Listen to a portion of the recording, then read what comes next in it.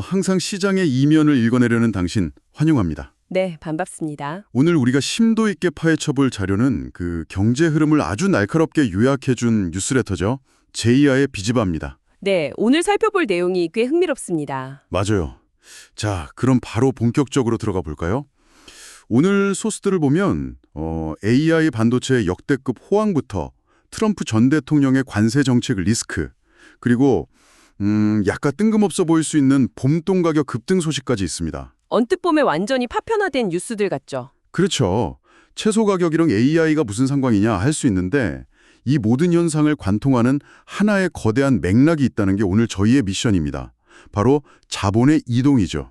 겉보기엔 무관해 보이는 정부의 조각들이 사실 자본시장의 뚜렷한 방향성을 가리키고 있다는 점이 오늘 탐구의 핵심입니다. 네네. 단순히 가격 등락을 읊는 걸 넘어서 그 이면에 어떤 거대한 비즈니스 체스판이 짜여 있는지 파악해보는 거죠. 좋습니다. 가장 먼저 눈에 띄는 건 역시 주식시장을 뜨겁게 달구고 있는 반도체 슈퍼사이클인데요. 네, 엄청나죠. 삼성전자가 20만 원을 돌파하고 또 SK하이닉스가 100만 원 선을 넘기면서 황제주에 등극했다, 이런 사상 최고가 소식이 눈길을 끄는데요. 그렇죠. 하지만 제가 자료 보면서 진짜 놀랐던 건 기업 간의 계약 규모예요. 메타가 AMD랑 무려 1,000억 달러, 우리 돈으로 한 130조 원 규모로 추정되는 5년 단위 GPU 공급 계약을 맺었다고 하잖아요. 네, 게다가 메타가 AMD 지분을 최대 10%까지 인수할 수 있는 옵션도 포함되어 있습니다. 그러니까요. 이게 단순히 칩을 사고 파는 수준이 아니라는 생각이 확 들더라고요. 그 부분이 시사하는 바가 아주 큽니다. 단순한 수요 폭발을 이미 넘어섰다는 증거거든요. 아, 단순한 수요 폭발이 아니다. 네, 기업들이 고객과 공급자의 관계를 아예 탈피하고 있는 겁니다. 거대한 자본이 얽힌 전략적 동맹 관계로 진화하고 있는 거죠. 전략적 동맹이요? AA 인프라를 선점하려는 투자 경쟁이 본격화되니까 대체 불가능한 칩을 생산하는 반도체 기업들의 협상력이 시장에서 얼마나 막강해졌는지 보여주는 결정적인 장면입니다. 돈으로 칩을 사는 게 아니라 아예 지분으로 미래를 묶어두겠다, 이런 거네요? 정확합니다. 아주 공격적이면서도 영리한 자본의 움직임이죠. 이런 자본의 집중은 공모주 시장에서도 엄청 뚜렷하게 나타나더라고요. 맞습니다. K뱅크의 10조 원, 엑스비스의 9조 원, 정말 엄청난 청약 자금이 몰렸죠. 네, 최근 상장은 23곳 중에 22곳이 첫날 공모가를 상회했잖아요. 근데 여기서 약간 의문이 드는 게 네. 이게 과연 기업의 본질적인 가치 때문일까? 아니면 갈 곳 잃은 유동성이 만들어낸 일시적인 과열일까 하는 거거든요. 날카로운 지적이십니다. 유동성의 힘도 분명하지만 그 이면에는 구조적인 요인도 큽니다. 최근 상장 심사가 깐깐해지면서 신규 공급 자체가 제한되었거든요. 아, 신규 공급이 줄어드니까 네, 이것이 오히려 시장에 일종의 희소성 프리미엄을 만들어낸 겁니다. 돈은 항상 새롭고 희소한 이야기가 있는 곳으로 강하게 쏠리기 마련이니까요. 쏠림 현상이군요. 하지만 동시에 영리한 자본은 쏠림이 가져올 리스크를 피할 방어벽도 함께 구축하고 있습니다. 방어벽이요? 네, 월가의 전설적인 투자자 스탠리 드로켄밀러가 동일 가중 ETF, 즉 RSP를 대량 매수했다는 사실을 주목해야 합니다. 보통 우리가 S&P 500에 투자한다고 하면 시가총액 상위 빅테크 기업들 비중이 압도적으로 높잖아요. 그렇죠. 대부분 테크 기업에 집중되죠. 그런데 드러켄 밀러 같은 전설적인 투자자가 굳이 모든 종목을 동일한 비중으로 담는 방어적인 분산 전략을 선택했다. 네. 이건 그만큼 지금 시장의 빅테크 집중 리스크나 향후 변동성을 크게 보고 있다는 뜻이겠군요. 정확하게 보셨습니다. 자본은 기회를 좇는 동시에 리스크를 극도로 경계하면서 방어적인 포지션을 취하거든요. 네네.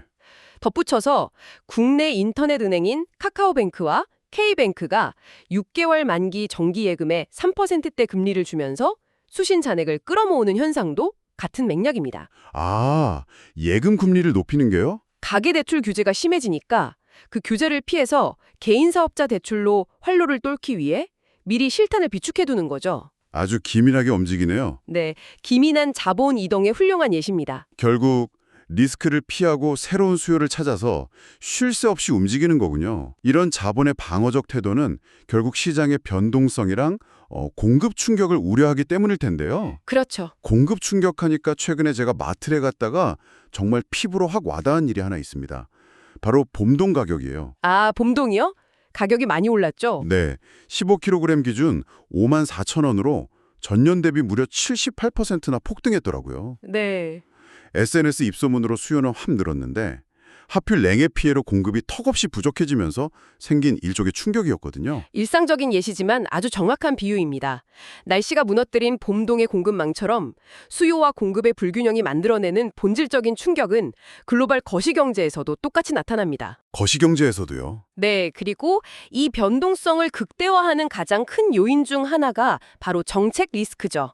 정치적 입장을 배제하고 현재 테이블에 올라온 사실적인 리스크만 짚어보자면 트럼프 전 대통령 정책을 볼 수 있습니다. 어떤 내용이죠?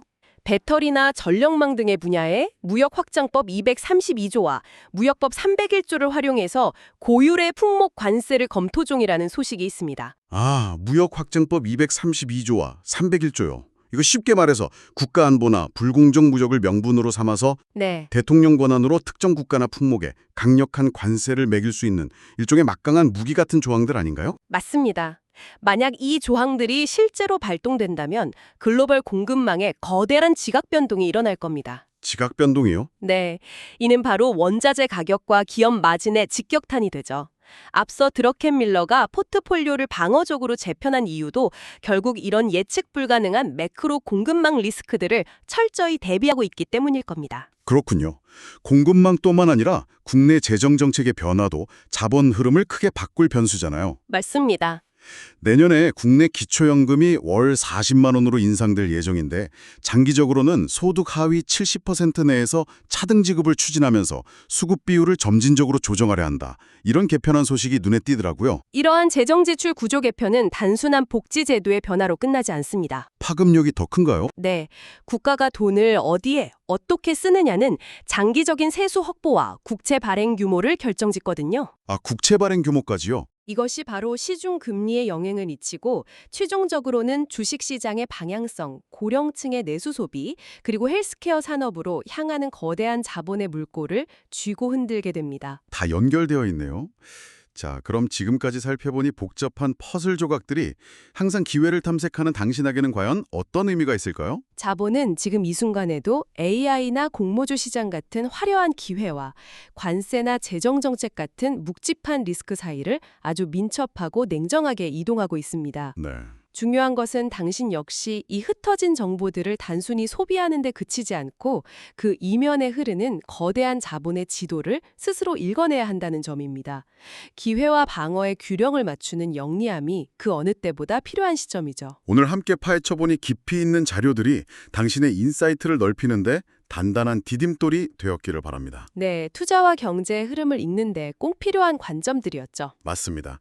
마지막으로 당신이 오늘 스스로 고민해볼 만한 화두를 하나 던지며 마무리하겠습니다. 네. 메타가 천문학적인 자본을 들여서 AMD의 지분까지 확보하려는 모습을 보면 이런 생각이 듭니다. 어떤 생각이죠? 미래의 경제는 누구나 자유롭게 경쟁하고 참여하는 열린 시장이 아니라 막대한 자본과 독보적인 기술로 굳게 결속된 폐쇄적 테크 동맹들만의 리그로 재편되는 것은 아닐까요? 아주 날카로운 질문이네요. 그렇다면 당신의 포트폴리오는 지금 어느 동맹에 속해 있습니까?